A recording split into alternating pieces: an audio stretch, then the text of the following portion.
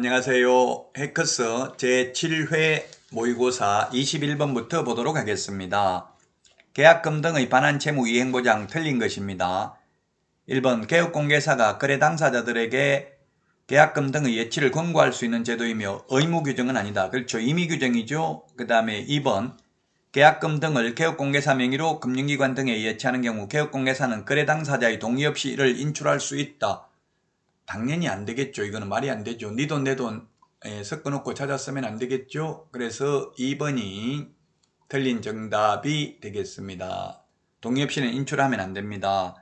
3번 거래 당사자는 반환채무 이행의 보장을 위해서 계약금 등을 반드시 금융기관 등에 예치해야 되는 것은 아니다.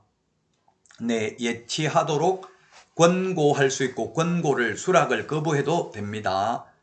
4번 개업공개사 명의로 계약금 등을 예치하는 경우에 예치된 계약금 등을 안전하게 보장하기 위한 규정을 위반한 경우에 업무정지 1개월 명할 수 있다.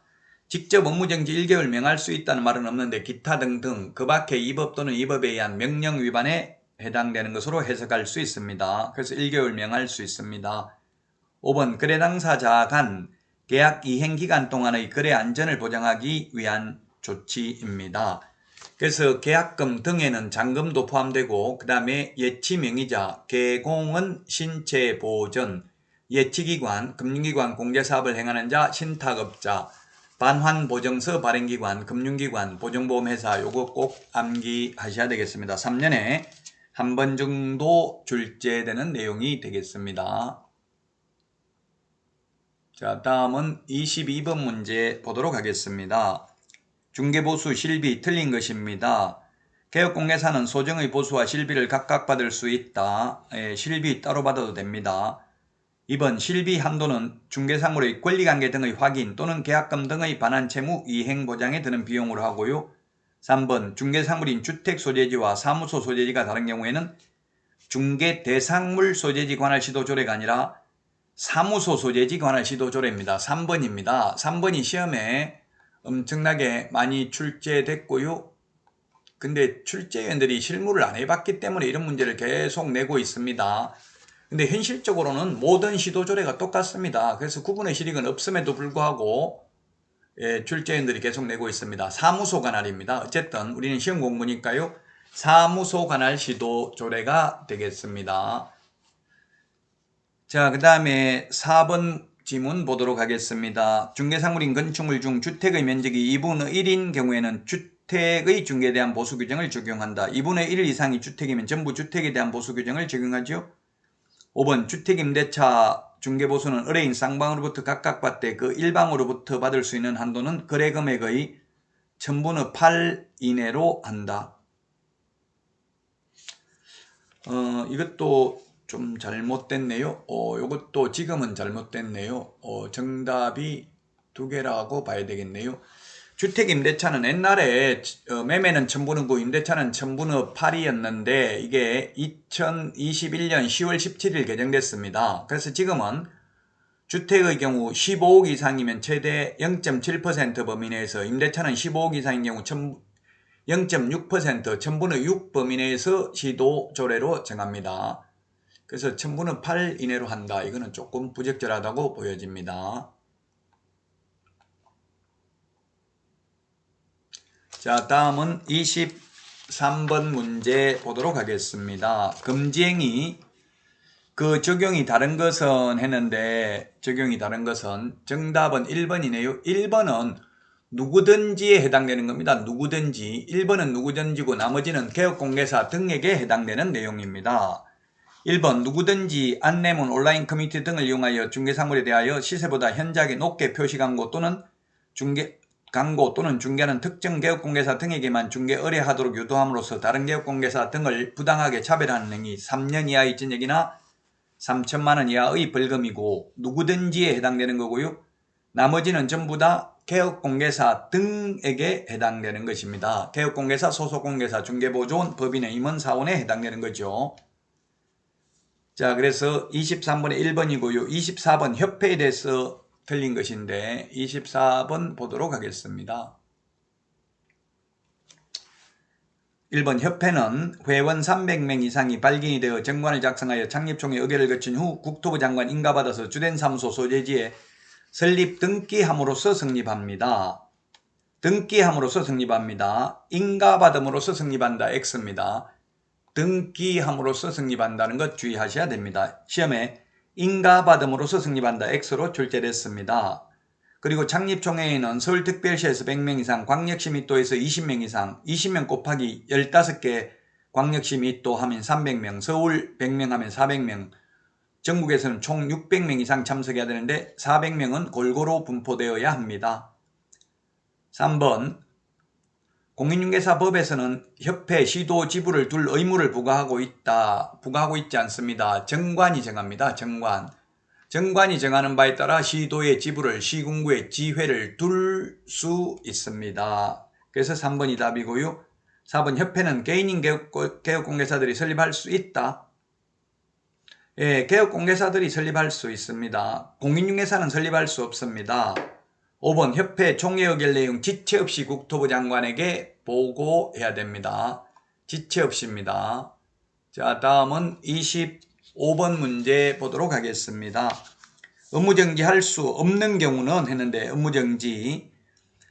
예, 정답은 2번이네요. 2번 이거는 절대적 취소입니다. 절대적 취소. 최근 1년 이내에 2회 이상 업무정지 처분을 받고 또다시 업무정지에 해당되면 총 3번 다 업무정지니까 이건 절대적 취소고요. 최근 1년 이내에 2회 이상 업무정지 또는 과태료 처분을 받고 또다시 과태료에 해당되는 위반 행위를 한 경우에는 업무정지 할 수 있죠. 행정처분 이거는 암기해야 됩니다. 시험에는 2문제 정도 평균 출제됩니다. 여러분들이 강의 듣는 분들에 따라서 다 암기 방법이 다르기 때문에 넘어가도록 하겠습니다. 자, 26번입니다. 자격 취소에 대해서 옳은 것입니다. 1번 자격 취소는 국토교통부 장관이 자격을 취소하는 게 아니라 자격 취소는 누가 합니까? 시도지사가 합니다. 교부한 시도지사. 그래서 X고요. 그 다음에 2번은 5년이 아니라 자격 취소되면 3년 동안 자격 취득할 수도 없고 개업공개사 등이 될 수도 없습니다. 자, 그 다음에 3번이 정답이네요. 자격정지기간 중에 이중소속 되면은 또는 자격정지기간 중에 업무하면 자격취소입니다. 처음에 이중소속하면 자격정지죠. 자격정지기간 중에 이중소속하면 자격취소해야 됩니다. 자, 그 다음에 4번은 사무소 소재지가 아니라 교부한 시도지사가 자격취소, 자격정지, 자격증 반납, 미반납 시 과태료부과 모두 교부한 시도지사고요. 반납도 다만 청문과 의견 진술 기회는 사무소 관할 시도지사입니다.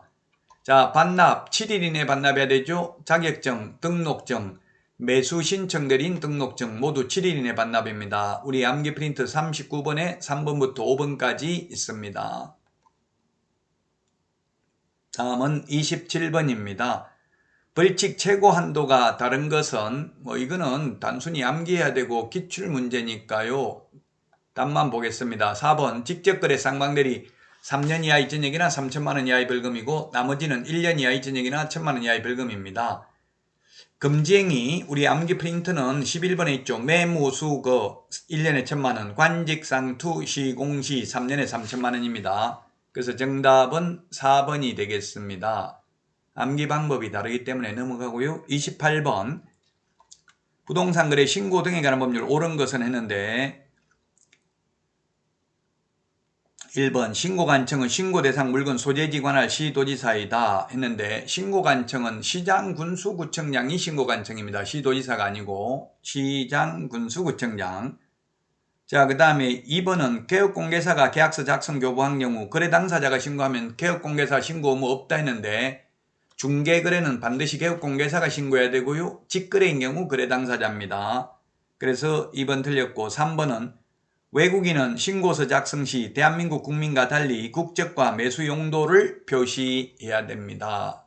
맞습니다. 3번이 정답입니다. 부동산 거래 신고서 서식을 보셔야 됩니다. 자, 그 다음에 4번에 기준시가 포함되어야 한다. X입니다. 기준시가는 신고하지 않습니다.